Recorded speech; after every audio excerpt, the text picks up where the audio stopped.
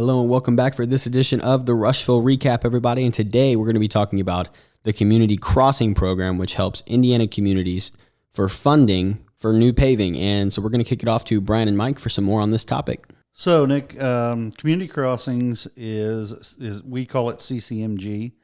It is Community Crossing Matching Grant Program.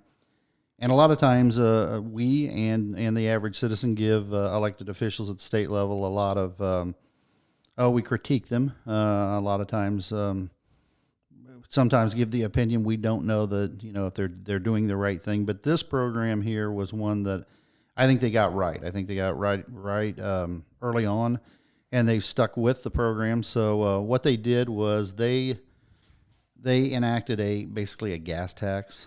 And with that gas tax, they designated that gas tax needed to go to local communities, and it needed to go to infrastructure. And when they're specifically talking about infrastructure, they're talking about paving and maintaining roads, because there for a long time they had cut back. And when they cut back on different funding for roads, communities had no other source of being able to do any paving or do any road improvements, and thus the state of Indiana fell behind. And so they came up with a program, probably quite a few compromises, but that was CCMG, and they come out with a certain amount of money as a result of the gas tax, and then the communities have to follow a criteria to qualify for it. But if they do, then they can put in for projects. And I think, Brian, we said that 2016 was the first time they ever took applications and awarded projects. 2017 was when you started having projects built as a result of community crossing funds. So, which is pretty wild for us, is that actually follows almost identical our stellar path, where we were selected in 16 and projects started in 17. So as you've seen a number of stellar projects happen in that past 5 years, you've also seen a commitment by the city through this program to really bring our roads up to where they need to be, but more importantly, start a really solid maintenance program that doesn't let them get it into that kind of shape. And if I remember right, the very first year, we kind of looked at the map and said, we are going to show through mill and resurface. There was Rejuve Tech and crack sealing. We were going to get out there and affect like 60% of our community as far as roads. And since then, we've kind of gone different projects. That some key projects, if I remember right, you had the culvert project out on Spencer. Yeah, and before we get too involved in the projects, one of the things to realize is the first year they did it, it was 50-50. Oh, that's right. So yep. We put in 50%, they put in 50%, and we thought, what a deal. So we went in early. The next year they came back, and due to large application numbers, they came back and said from this point on, it's going to be 75-25. So a lot of people wonder why we leverage it so heavily, is because for every 25 cents we put in, the state's putting in 75%. So it's a good return on our local money being used to kind of stretch paving, allowing us to get more paving than we normally would. So we do kind of use it as part of our budgeting program. But yeah, the first year was 50-50, which we were still happy with, but it did evolve into 75-25. And then you're right. I think the first one we did in 18, we did Spencer Street Culvert, which was a cool one because we partnered with the county on that one. And then we did a lot of mill and resurface throughout the town, just general area. And so people understand another thing I think we need to at least bring up and explain is the mayor and Brian don't pick any of these projects. They have the state of Indiana requires what's called a PASER scoring. And so they send out a template. We bring in a company that goes through and rates all our streets. And then from that, they come back and say, here are the needs that the community has. And so it kind of self-selects the projects we have. We might have to do a little bit of tweaking at the end to kind of get the dollar numbers to work out. But for the most part, that's how it works. So 18, we had the Spencer Street Culvert, and we had a bunch of mill and resurfacing. And then 19, we started one that I thought was that we really did a good job strategically, was we did A Street. But we couldn't do it all in 1 year, so we went to NDOT and said, how do we break that project up so it gets funded through this program? And they said break it into 3 phases. So that was the first phase of A Street, which was a complete street rebuild. And that might be one to talk about in that we score things based on street, but there are also other things that can play a role, such as storm and just sewer in general, sewer and water. And in that particular case, we found an issue, I think, at the end of 8th Street. There was a lot of flooding and whatnot, but you were able to come up with a fix using community crossing and this leverage, right? Right. So what we found was the pavement on 8th Street didn't hold up very long. And when we started looking at the reason why it didn't was, one, it really wasn't built on ground that was set up to be a road or a street. Then on top of that is there was no drainage out in that area, so water sits on the road longer than most. And water is, just like your house, water is your enemy. You don't want it getting into your street surface. You don't want to get it into your home. So with that, we kind of came to the conclusion of, if we can get some drainage, if we can get a new road surface, it's a better situation. And then we've tried to be more strategic each year. And so in that one, we were able to get a new water main down the middle of it and put in some repairs as we were going in and building that whole new street system. So that was A Street. And then we did multiple mill and resurface projects that year too. And then in 2020, we did the second phase of A Street. And then we did the 13th Street culvert, which is the one up by the high school, which has the guardrail that people notice because it has the city logo and the lions on it. And that's one we'd been monitoring cracks in that culvert for years.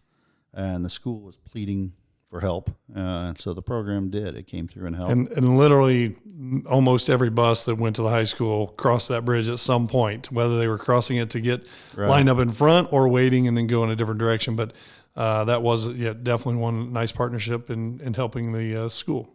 And so then, and in addition to that bridge, we did, again, those mill and resurfaces that scored high enough that fit in the budget. So, and then we went to 20. So then what happened, which kind of makes this a little bit more complicated, there used to be one phase. They would take applications one time a year. And then in 2020, they offered 2 phases. So you could either apply early or late. So you'll hear us talk about 2020-1 or 2020-2, which means which phase of that we were applying for. So 2020-2 became Perkins Street, which we're going to repair some, and these are projects that will start this summer. Down by the jail, there's a stormwater line that runs underneath there that's kind of in disrepair, that's getting ready to collapse. So we'll repair that and then repair the surface above it. It's kind of that whole area too, where the county had the construction stuff going on. Yeah. I think. Yep. And it cuts across. You'll see it cut across the Tweedy parking lot. And then Perkins Street, there's a transition there from the new A Street. There's kind of like a dip, let's say, and we'll go in and we'll repair that. And then on Morgan Street down in your project area, which is Stellar, we'll go on Morgan Street from 1st to 3rd. And timing on that went pretty well. That we just finished up the trail that goes from 3rd Street down and around Riverside Park. This will fix between 1st and 3rd Street. There are some areas there that had been kind of rough, but it made no sense to go and try to fix them first. They knew the trail was going to tear them up, so that should help that area kind of clean up the roadway there. And then 2021-1, which was the application period earlier this year, we got Schroeder Way, which was just a small, I think 3 or 4 house cul-de-sac area that had never been on the city system. We put it on the city system, and it had basically the gravel that whoever used to develop the program had turned the pavement basically turned to gravel. So we'll go in there and pave that. And then on 2021-2, which is actually the council will be approving that application.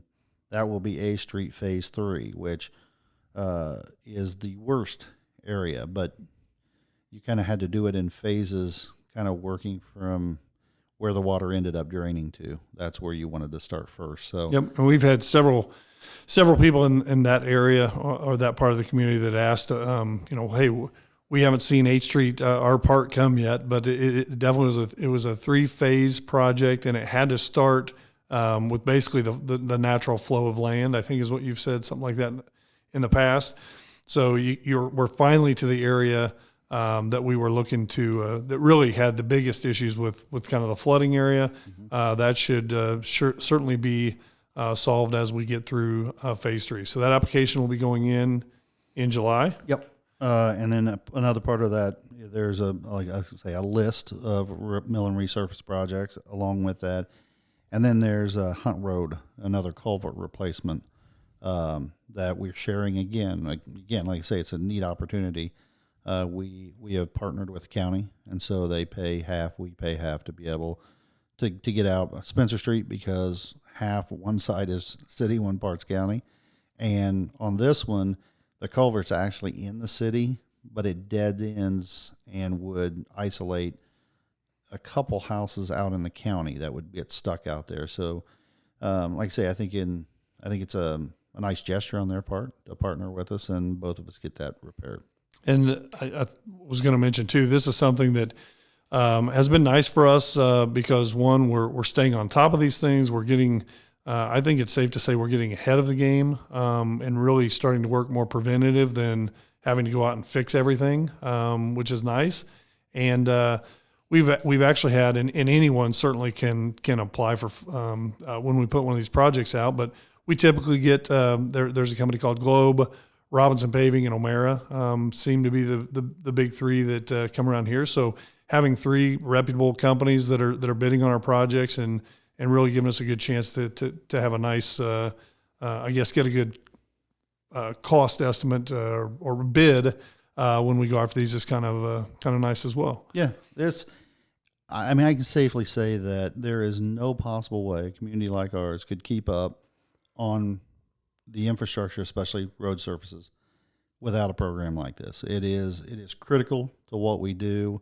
I think that as we continue to use the program, we'll get more strategic in what we do and how we do it. And people would say, what do you mean more strategic? Well, we'll try to obviously PASER is how we score the road surface, but at some point we need to figure out a system that integrates with that shows what the infrastructure under it. So what the stormwater drainage looks like, what the water lines look like, what sewer looks like, and somehow that factor into the projects too. But I think it's a great program. I think it is invaluable to communities like us, especially small communities. And I think that if a person has paid attention over the last, let's say, 12 years, they will easily see that roads were getting pretty rough. And you heard it on the media when people talked about Indianapolis streets and things like that. And then all of a sudden, about 5 years ago, you started seeing a lot of paving being done. And you heard people, at least in our area, stop complaining as much about potholes and things like that. And it is truly just a result of this program. And like I say, it is one that I will applaud the elected officials at state level and NDOT for what they've been able to do and any heat they took to get this project through. And I think it's safe to say that our experience, whether it be Stellar or through Community Crossing, NDOT has a lot of really good people that are there to help you along the process. And that's something that I know I saw it more on the Stellar end of things. You see it more on the CCMG things, but it is very nice to have somebody say, hey, we're from the government and we're here to help. And they mean it. It's certainly something we try to do at a local level. And it's nice to see that as well with these programs. I agree. So, all right. Well, that is it with the paving. But if you happen to wonder down the road, you see something, let's say this wintertime, you see something, there's a pothole out there, always feel free to give the street department a call. They usually react to those things pretty quickly. Those are usually short, quick term fix.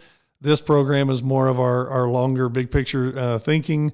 And again, the mayor kind of explained earlier how there is a scoring system, and we work really hard with the people that do that to kind of prioritize what we do and make investment. With the only difference being when we're trying to tie in other bigger projects, being sewer or storm or something along those lines. So that's it. This has been a little bit of CCMG paving with Mayor Pavey. How about that? That could be a whole new topic.